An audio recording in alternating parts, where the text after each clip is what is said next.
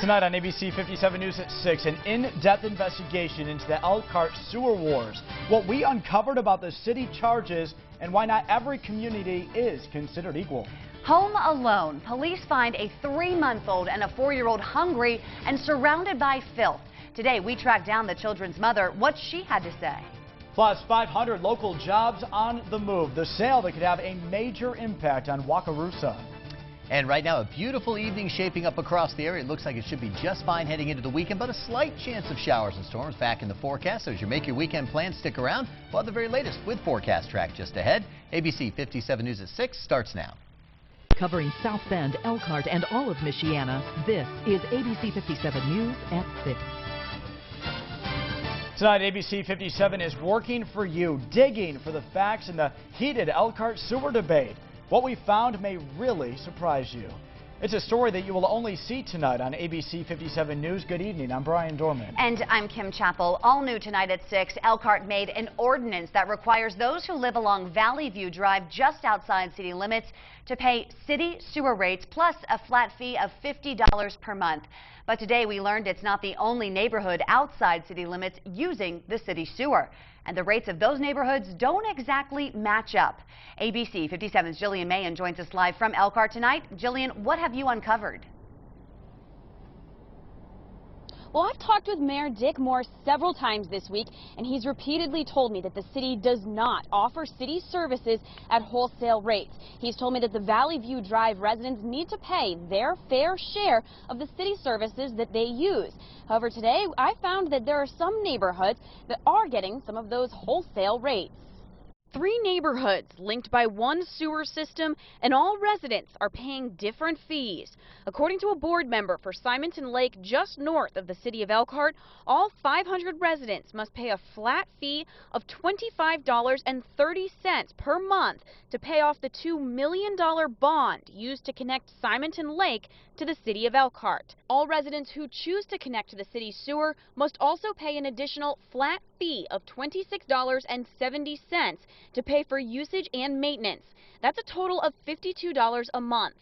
Folks who live on Juneau Lake in Cass County, Michigan, just north of the state line, are also connected to the Elkhart City Sewer. Each resident there pays a flat fee of $34 a month to use the sewer. But down south, just outside of Elkhart city limits, the Valley View Drive neighborhood is paying a lot more. Based on this bill ABC 57 got from a Valley View resident, they paid about $80 a month on the old compact agreement.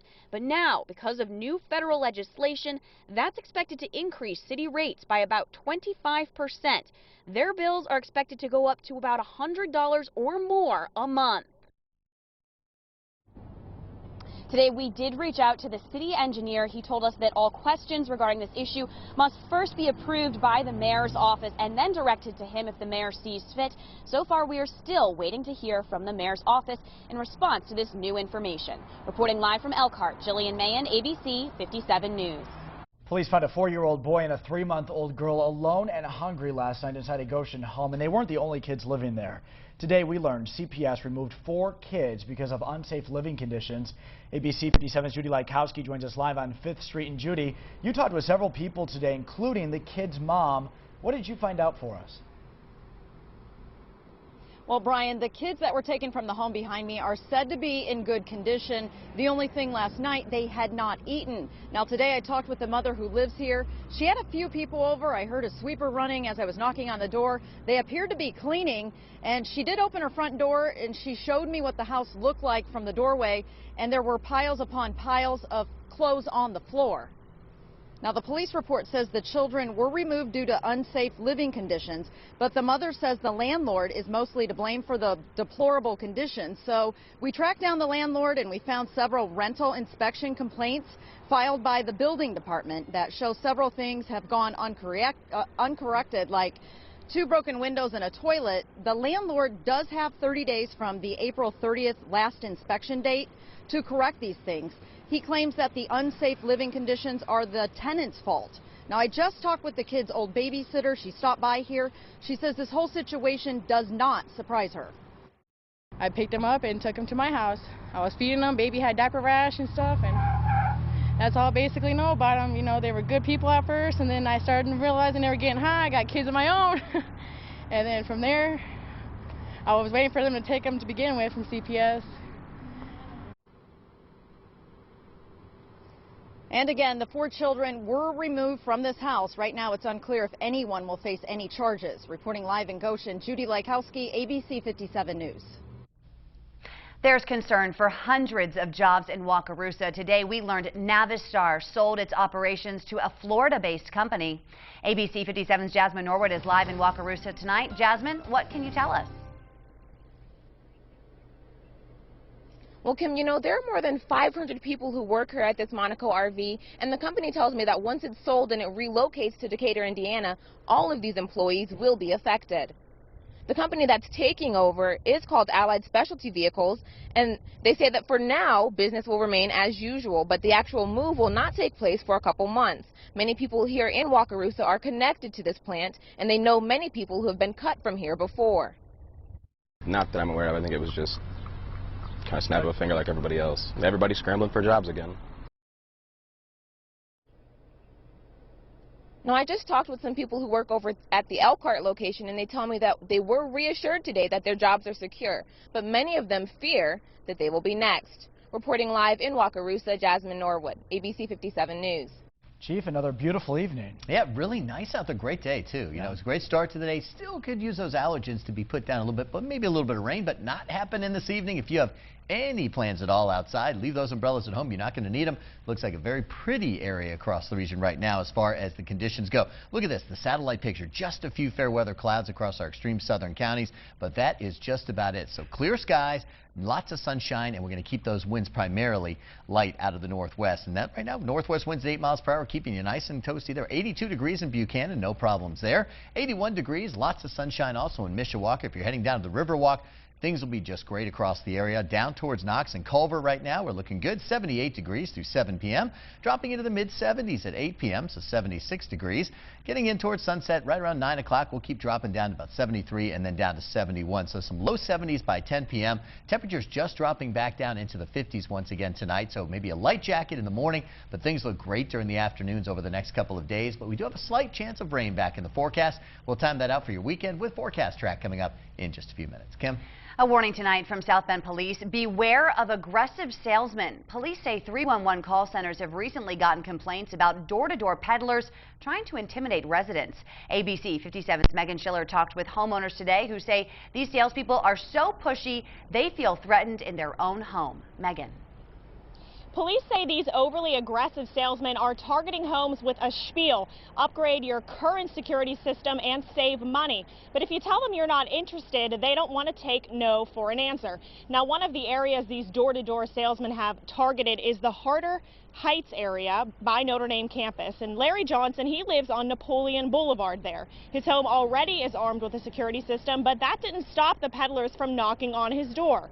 His advice, ask for credentials and never let them inside because he says they're not going to be around for long. They are called summer sales or summer sales type programs where they come in from out of town and they blitz areas. And once they're through with an area, they're gone. They're away. So who are these peddlers? Well, police say they are a group of summer workers normally right out of college wearing casual clothes. And they work for security businesses based out of Utah. And their goal is sell as much as they possibly can, and it doesn't matter how they do it. Reporting live in South Bend, Megan Schiller, ABC 57 News. Be on the lookout for this guy. Police in 3 states have now issued warrants for Chris Clapp. We first told you earlier this week that he had been spotted down in Warsaw. A woman there says that she gave Clapp a place to stay and he stole things from her. He's also wanted in Montana and Ohio. A crash in the US 20 bypass today sent a semi-driver to the hospital and backed up traffic for miles. The 45-year-old told police that he blew a tire and ended up in the ditch. It happened right here near the Elm Road exit. Police say he's from Plymouth and suffered serious head wounds. It may be hard to believe, but the teen involved in this early morning crash walked away with only minor injuries. She flipped her car at Mayflower and Trunk Trail in St. Joseph County. Police believe she overcorrected, flipped, and then landed in that ditch, as you can see. Officers told us speed was also to blame. Every year, Michigan City holds code enforcement sweeps to address blight and other code violations in hopes of making it a cleaner, safer place to live and visit. ABC 57's Jason Aubrey joins us live tonight from Michigan City. And Jason, this year, the city is approaching this differently than they have in the past, right? They have, Brian. In fact, this year they're targeting smaller areas and concentrating their resources in them. Over the next 2 days, nearly every city department will have someone going through the area looking for code violations. Now, in years past, they would stretch their staff thin trying to cover the whole city at one time. This year, the 12-block Eastport neighborhood was selected to go first. Michigan City Mayor Ron Meir tells me that this is about being proactive and making sure the city is as inviting to outside businesses as possible. We're looking for all sorts of code violation, overgrown lots, dilapidated properties, abandoned cars, and we picked the Eastport neighborhood because it seemed like there had been some backsliding going on and some violations, but also there had been some recent neighborhood violence with youth and things. Now, Mayor Mears also, as he just mentioned, told me that there is some youth violence happening in these neighborhoods, but he hopes that the presence of the police and other city officials that have been out here today and will be out here tomorrow will help start to turn that around. Reporting live from Michigan City, Jason Aubrey, ABC 57 News. Fellow Street in South Bend is back open. A gas leak this morning shut down the road between Ireland and Walter. We were there. NIPSCO came out and fixed it this afternoon. Officials told us that a nearby construction crew may have caused that leak. No one was evacuated. A Coloma orchard is being celebrated for its vision, dedication, and economic investment. The state named Jolly Orchard one to 50 Michigan companies to watch. It's been around since 1857 and grows cherries, raspberries, apples, even pumpkins. Since 2009, companies on the watch list have made $937 million and added more than 700 employees. A Middlebury teacher has been named Teacher of the Year. The award was handed out today at Martin Supermarket in Granger. ABC 57's own Keithan Nelson and Tom Coombs, you see them there. They emceed the event. Students and parents nominated 8 finalists. Top honors went to Lauren Bailey from Northridge Middle School. I'm really proud, and you know, sometimes work goes unrecognized, and it's very flattering to be recognized. And all the teachers that are here, I'm honored to be up here with them. And Miss Bailey, congratulations to you. Each finalist got a plaque and a Martin's gift certificate. Right now, we're following a developing story out of Indianapolis. A special needs school bus crashed this afternoon on the way back from a field trip. How students and their parents are doing tonight and what police say caused this accident. Federal investigators say a Detroit business was paying its employees under the table, only not with cash. It's a story you'll have to see to believe. And right now we're nice and dry. All the showers are well off to the south of us. Some of the parts just south of Indianapolis, but they will be making a move back northward by the weekend. The very latest on your weekend forecast coming up. Forget school makeup days cutting into summer vacation. Why Michigan students now have a new alternative. Live coverage like no other. ABC 57 News and Live View go live anywhere, anytime.